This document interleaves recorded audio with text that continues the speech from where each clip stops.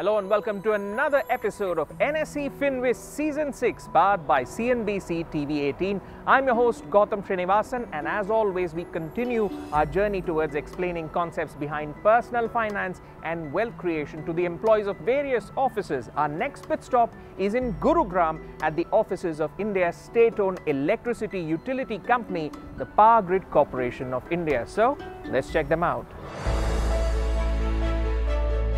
1989 में स्थापित power grid corporation एक अग्रणी इलेक्ट्रिक यूटिलिटी कंपनी है जिसका मुख्यालय गुरुग्राम में है। भारत के कुल बिजली ट्रांसमिशन नेटवर्क का लगभग 50% हिस्सा पावर ग्रिड का है। अपने विश्व स्तर क्षमताओं के साथ कंपनी पावर ट्रांसमिशन के क्षेत्र में अपने आप को एक वैश्विक कंपनी के रूप में स्थापित करना चाहती है।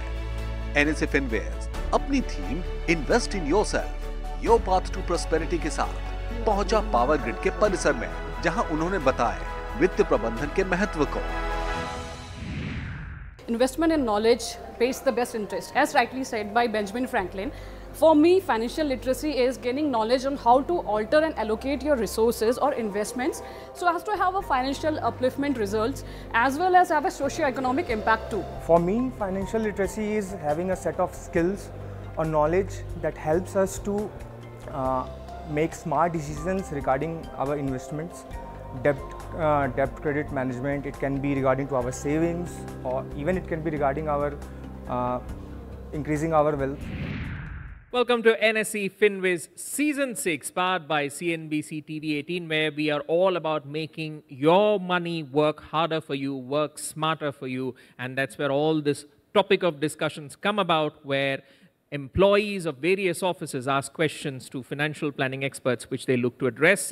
We are at the Power Grid offices today, where the employees are all ready to ask a range of questions. And of course, we have our two financial planning experts, Gajendra Kothari and Tarun Birani. Gentlemen, thank you so much for joining us. And just like in a cricket match, before we begin, it's always the pitch analysis. So, Gajendra, let's start with summarizing the investment climate. Tell us about what's happening in the investment arena these days.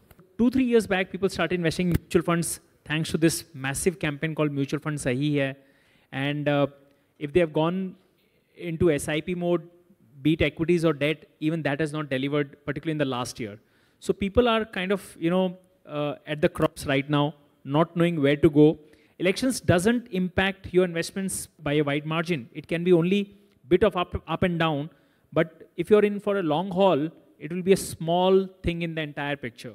All right, and Tarun, the theme of this year's NSE Finwiz is invest in yourself, your path to prosperity. So tell us about the importance of short-term goals versus longer-term goals, because whenever you're planning your investments, you have to balance those things out, and sometimes you wonder where should you prioritize, because if your short-term goals are coming up, plus you have got to fund your long-term goals, you kind of wonder how exactly to go about it. So tell us about this short-term goal versus long-term goal perspective when it comes to investments.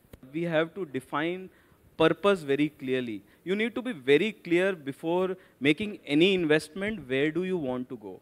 And we all have different needs. We have short-term need, medium-term needs, and long-term needs. Short-term need, I think one of the most important part is contingency planning. You need to make sure anything happens to you, 3 to 6 months of your expenses should always be available in cash. And I feel this is one of the most important goal you need to take care of that.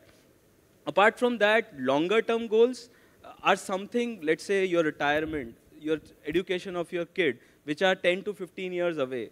So those are something which has good time available, and the asset class selection could be either of equity or real estate. These are the assets which have delivered the best return.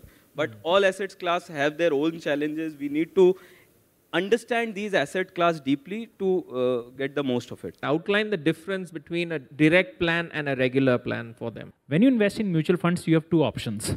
One is called a direct plan. The other is called a regular plan. In direct plan, it is assumed that you are an informed investor. You are aware of your investment decision. You don't need any help or guidance. And hence, you can approach the company or mutual fund directly, either by going to their website or, to their office and buy the fund directly. Now, what happens when you do this?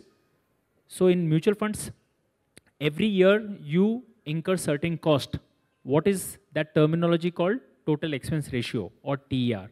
Now, how much you pay when you invest in a mutual fund per annum? How many of you have idea? Most of us do not have idea. So if we invest 100 rupees, on an average, we pay 2% as expenses every year. Now, what does this mean? So suppose if you invested 100 rupees this year, and your investments in 1 year time has become 110, but if there was 2% expenses, then your net returns is 108, right? And every year, this 2% will be charged on the value of your assets. So in the 10th year, if 100 has become 500, on the 10th year, 2% will be charged on 500. Now that's a good thing because as your assets grow, the expenses also increase. Now, when you go in a direct plan, all you pay is the fund manager's fees and other expenses. What you don't pay is the advisor fees because you don't require any advice on which fund to invest. So if the normal regular plan expenses is 2% and the distributor or the advisor earns 1% out of this, when you go in a direct plan, you're only paying 1%. So you're saving on 1% per annum. Now this is a good thing because it saves cost for you, but this is only meant for the people who know what he or she is doing with his or her money. Right, and Tarun, you had mentioned about the different assets which people need to look at and how each asset is its own beast. It has its own return profile. So in terms of some of the basic do's and don'ts of an ideal portfolio allocation strategy, what are some of the hygiene factors that you would suggest to the audience here? Just some of the basics. So some of the asset classes available to investors are, as we all know, there is gold, there is real estate, there is equity, right? So as we all know, gold is an asset class which is going to generate a return linked with inflation. So gold has never delivered more than inflation over a long period of time. So as an investor, you need to be aware that it is not a wealth creation asset. It is an asset which can give you inflation linked returns. But coming to a wealth creation asset like a real estate, and in India, we all have a myth that real estate is one of the most royal asset to buy. Real estate हम हमेशा absolute term में देखते हैं. मैंने 10 लाख डाला है, वो 1 करोड़ हो गया. पर आपने 20 साल भी उसमें लगाए हैं. People don't compare equity. Equity is nothing but ownership, right? So one need to understand this asset class very clearly that over a long period of time, let's say 7 to 10 years, if you have that kind of outlook, then only look at equity. Don't look at equity with a 1 year, 2 year, 3 year, 5 year outlook because I think you will not have a very great experience. We have seen volatility going to kill us. On that note, we'll take a very short break, but when we return, we'll be discussing more about the topic of this episode, which is retiring rich, looking at investing in long-term equities. Stay tuned. We'll be right back.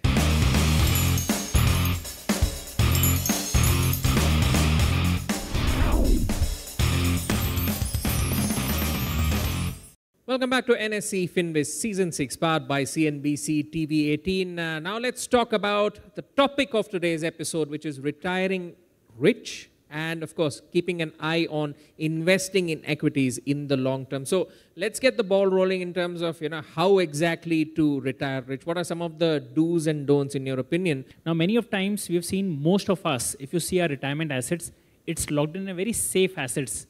We are either very pro FDs, fixed deposits, LIC products, gold, or something like real estate, which we think for retirement. Now, these are all safe assets which may give us 6-7% return. What always you have to ask is this the real return? What do I mean when I say real return? Suppose if the FD gives you 7%, you have to pay tax, and if you come in 30% tax bracket, straight away your return comes to 5% post-tax. Then you have to see what is the inflation. Now, in a city like Delhi, the inflation today is around 7%. Post-tax, you're earning 5%, inflation is 7%. How much you are earning net? Minus 2% per annum.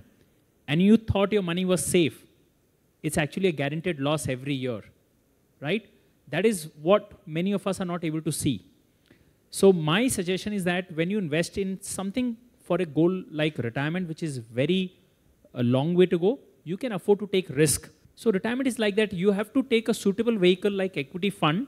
If you have time to manage yourself, then you can go in direct stocks.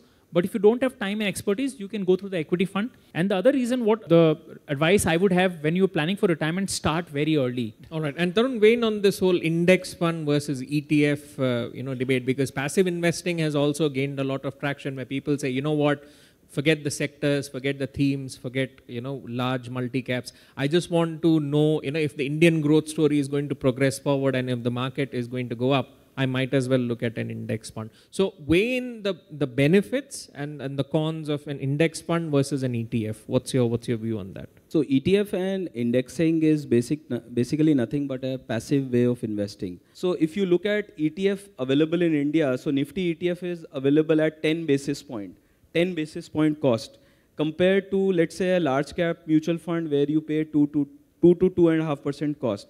But at the same time, you need to understand US is a highly developed market, highly researched market. India comparatively continues to be an under-researched market. I would say large cap space, if you look at 5 years horizon, ETF makes a lot of sense. One can start looking at ETF. NPS is a very beautiful way to enter into ETFs because most of the NPS money is going into ETFs. So one can look at NPS to start investing at. But looking at mid and multi-cap as well as small cap strategy, I would say active fund continues to be favored.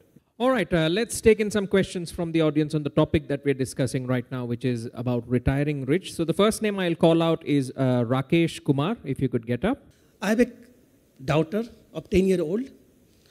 For her study purpose as well as for her marriage purpose, I want some 2 to 3 crore rupees after 10 to 15 years.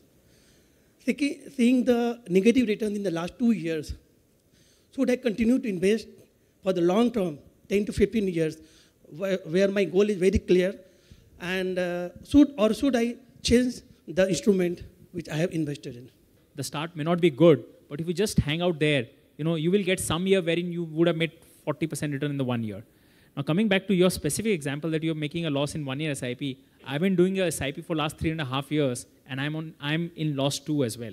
But I'm in fact more happy because imagine all my money is right now going in 30-40% discount. See, right now the market is available at discount of 40% and I'm happy that I'm buying such cheap.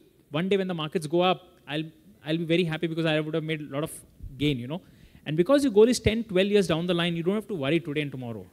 You have to only wait. You have to only see the actual portfolio when you're coming closer to the goal.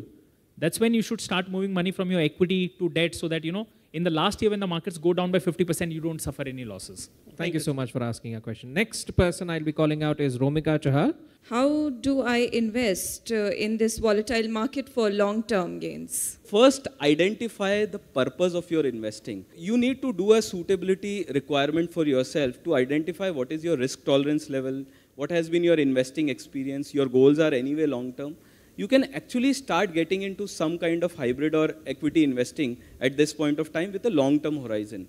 And I think once your purpose is very clear and you start reviewing on a regular basis, I think your experience is The purpose would of course be retiring and having a good amount in my kitty. You need to spend some time, actually write it, and you need to measure it, how much you require. Let's say to live a good life in Delhi, today you require 1 lakh rupees. 1 lakh after 15 years with inflation could be 2 lakh rupees. Correct. So what is the corpus you are targeting there? How much savings you have right now? So it's a very detailed exercise. It's not a fun to do exercise, right? Yeah, it's a serious money involvement there. Yeah. So I would request you to get your financial health checkup done, a financial plan created for yourself. Yeah. Start working for it, start reviewing it regularly. Thank you so much for asking your question. And I guess on that note, we'll take another short break. Retiring rich, that's what we've been discussing in this segment. But when we return, the floor will be open to the employees here at Power Grid to ask any question on financial planning and investments they have to our experts here. And to you, the viewers watching at home, remember you can stay updated with us on our website, nscfinwiz.com, and of course, our social media handles on Facebook and Twitter at nscfinwiz. We'll be right back. Keep watching CNBC TV 18.